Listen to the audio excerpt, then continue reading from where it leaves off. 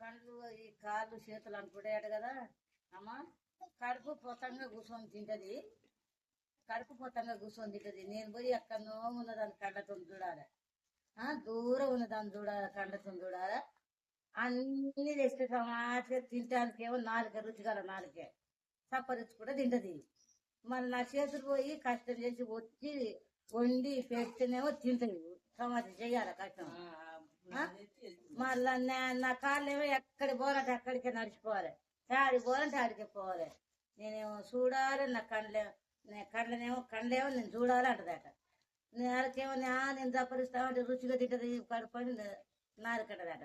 చేతులు అంటే ఏటగా నేను చేసి పెడితే తింటాయని చేతులు డేట, కాళ్ళు అంటే ఏటగా నేను ఆడికి పోతే ఆడికే నడిచిపోవాలి, ఆడికి పోతే అంత దూరం పోయి తెచ్చి పెట్టాలని కాళ్ళు అంటే ఏట.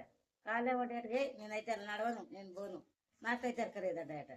మళ్ళీ చేతులు అంటే నేను చేయనమ్మా, నేనైతే అస్సలు ఏం చేయను అన్నట్టు కదా. ఇక నాడికట్టదాడు కదా, నేను తిననమ్మా అన్ని సప్పరించి రుచిగా తింటా అంటే కడుపు తింటుందట. కండాన్ని ఏటగా నేను ఏం చూడనమ్మా ఇలా సమాజం కన్ను మూసుకొని పంటుందట అన్నట్టు. ఈ సమాజం కడుపు ఏడ్చి మార్చి మార్చి ఉంటే కాళ్ళు చేతులు గుంజుకపోయి ఆకలి అయ్యి కడుపు పీకుతుందట. అప్పుడు లేచి అరే బో అమ్మా, కండైతే గుంజుకపోతున్నాయి, కండాన్ని గుంజుకపోయినాయి, చేతులు అయితే కాజేలు గుంజుతున్నాయి, కడుపులో ఆసరు లేదు, మన నడుస్తాను చేత కావట్లేదు.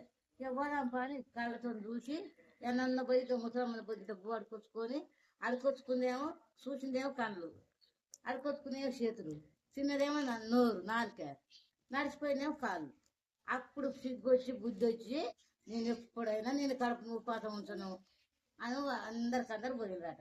అని తిన్నాక సమాజం అప్పుడు పానం ఆరోగ్యం ఉందట. అది తయారు చేసిండట దేవుడు అప్పుడు. ఆమె